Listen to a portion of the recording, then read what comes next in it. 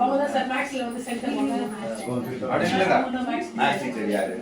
Maths teacher centre வாங்கணும். பிள்ளைங்க வரணும். அது 6th ல இருந்து பிள்ளைங்க வரணும். அதனால அந்த மாதிரி ஒரு இன்னொன்னு ஒரு நேஷனல் சாம்பியன் கராத்தேல நேஷனல் சாம்பியன். அப்பா வந்து ரிக்ஷா இப்போ ஓட்ட முடியல. ரொம்ப கஷ்டமான ஒரு சூழ்நிலை. அம்மா எங்க? ஆனா கைது வந்து இவருதான் அவங்க தம்பி சார் மணிகண்டன் ஸ்கூல் ஃபர்ஸ்ட் வாங்கியிருந்தாரு. நீ படிக்க வச்சா எந்த அளவுக்குலாம் படிக்கிறாங்கன்றது நீங்க புரிஞ்சுக்கணும். அதானே? பாராட்டு உங்களுக்கு தான். அவனுங்க தனியா போறேன். சார் போடுவாங்க, நீங்க போட்டு போங்க. அவனுங்க தனியா போறேன். ஒரே நிமிஷம். மாதிரி பிள்ளைங்களுக்கு கிடைக்குது gift. டெய்லி வந்து நான் தெரிஞ்சு என்ன நான் எந்த கூட வச்சு வை என்ன போட்டிருக்கேன் அங்கே எதை போட்டிருக்கியா? ஸ்டேட் ஃபர்ஸ்ட் எடுக்கணும்.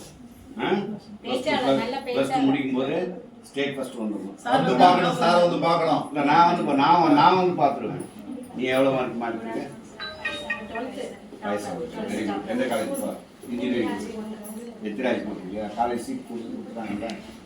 ஸோ அதனால் வந்து பிகாம் போட்டிருக்கியா இல்லை பிகாம் போட்டிருக்கேன். கொடுத்துட்டாங்கன்னா ஓகே, கொடுக்கலன்னா வந்து எங்கிட்ட வந்து என்ன பண்ணு சொல்லி லெட்டர் கேட்டு வாங்கிட்டு போயிடு. சரிதானே? உள்ள விட மாட்டேன். இல்லைம்மா நான் லெட்டர் இது பண்ணிக்கிறேன். இவங்க வந்து கார்ப்பரேஷன்ல செகண்ட் சார்.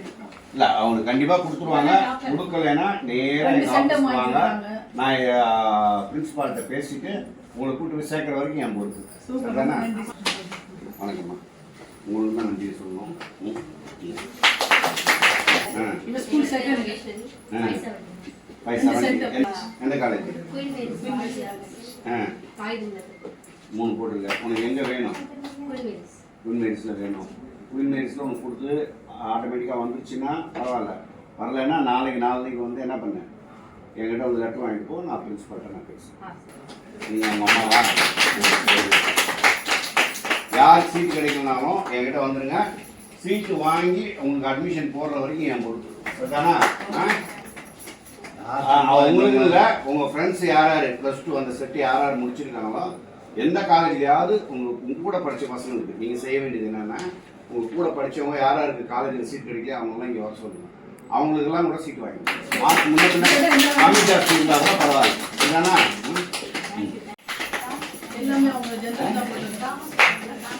காமர்ஸ் தான், எல்லாம் பிகாம் தான் இல்லையா?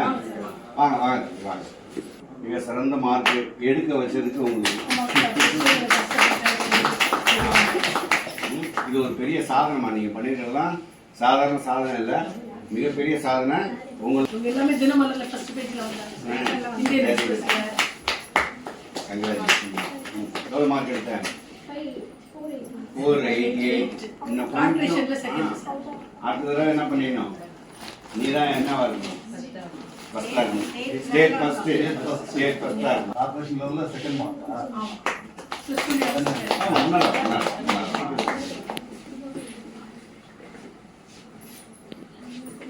நீ என்ன மார்க்மா? 86. அப்பா 86. எல்கேஜில இருந்துட்டாங்க சார். 2 சென்டர் சயின்ஸ்ல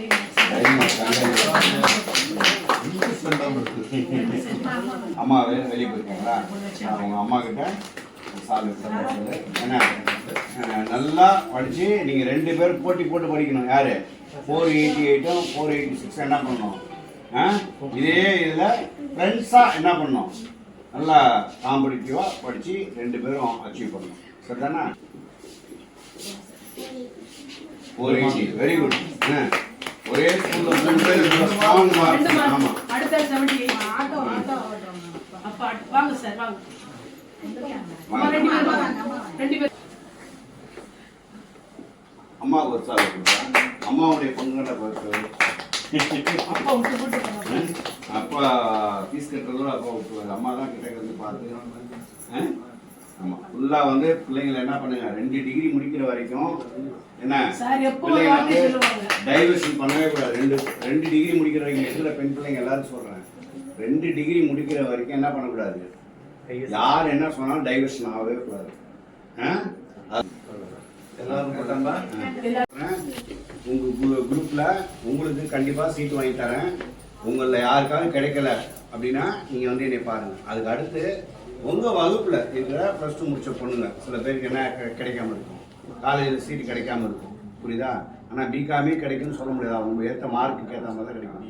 அவங்ககிட்ட பிஏ கூட பிஏ காமர்ஸ் பிஏ எதுலையாவது கம்பல்சரி என்ன பண்ணுறேன் அவங்களுக்கு வாங்கி கொடுக்குறேன். அதனால் அவங்களுக்கு அந்த தகவலை வந்து என்ன பண்ணுறது ஒரு பரிமாறி உங்கள் குரூப்பில் எல்லாருக்கும் போட்டு இந்த மாதிரி சார் சொல்லிக்கிறாரு, நீங்கள் ராயபுரத்தில் ஐடிஎம் கேட்டில் ஃபஸ்ட் ஃப்ளோர் ஆஃபீஸ்க்கு போங்க, மத்தியானம் 12 மணிக்கு போங்க, அவரை பார்க்கலாம் அப்படின்னு சொல்லுங்கள். எல்லாருக்கும் ஆர்ட்ஸ் காலேஜில் இந்த மின்ட் ஆர்ட்ஸ்லேயோ பாரதி ஆர்ட்ஸ்லையோ இல்லை காய்கறி வில்லத்திலையோ இல்லை கற்பூரி மில்ஸ்லையோ 3 காலேஜில் எதனா ஒரு காலேஜில் கண்டிப்பாக வாங்க.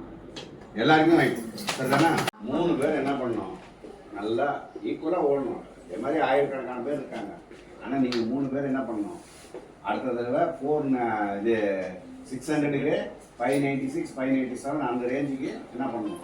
அதுக்கு ஒன்றே ஒன்று தான் பண்ணணும். நீங்கள் ஆன்சர் பேப்பர் எழுதுறீங்க இல்லையா, ஆன்சர் பேப்பர் எழுதுறீங்க.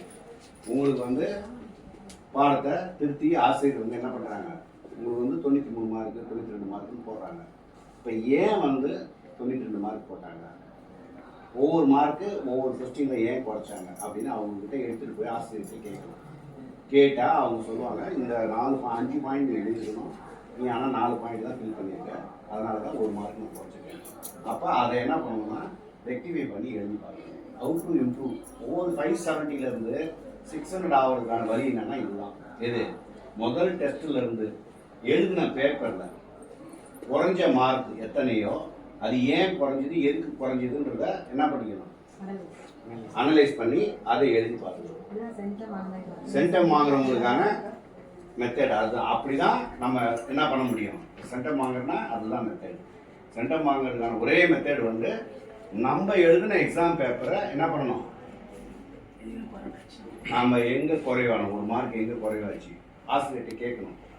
கேட்காம இருக்கக்கூடாது. ஆசிரியர் கேட்டால் தப்பாக இருக்கணும், ஆசிரியர் எனக்கு இந்த 1 மார்க் கம்மியாக இருக்குது அப்படின்னு கேட்டால் அவங்க சொல்லுவாங்க, இல்லைம்மா நீ இந்த ஒரு பாயிண்ட்டை நீ என்ன பண்ண நோட் பண்ணாமல் விட்டுட்ட, அதனால தான் இந்த 1 மார்க் நான் குறைச்சிருக்கேன் அப்படின்னு சொல்லுவாங்க. சில ஆசிரியர்கள் வந்து கொஞ்சம் குறைச்சே போடுவாங்க. ஒரு சில அது இப்போ குறைச்சி போட்டால் தான் பிள்ளைங்க கொஞ்சம் ஆர்வமாக படிக்கணும். அப்போ இல்லைம்மா நீ எல்லாமே கரெக்டாக எழுதிட்டேன், நான் இப்படி போட்டிருக்கேன்னு சொல்லுவாங்க.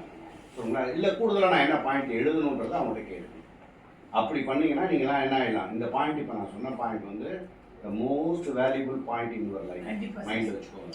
அப்போ தான் நீங்கள் வந்து என்ன பண்ணுவீங்க, 600க்கு 598 597 அந்த இடத்துக்கு நீங்கள் வந்து என்ன பண்ணிடலாம், வந்துடலாம், ரீச் பண்ணிடலாம். அந்த 2 வருஷமும் நீங்கள் செய்ய வேண்டிய வேலை ஆஃப்டர் எக்ஸாம் எழுதி முடிச்ச ரிசல்ட் பேப்பர் வாங்கிட்டு இந்த ஒர்க்கு பண்ணுங்க.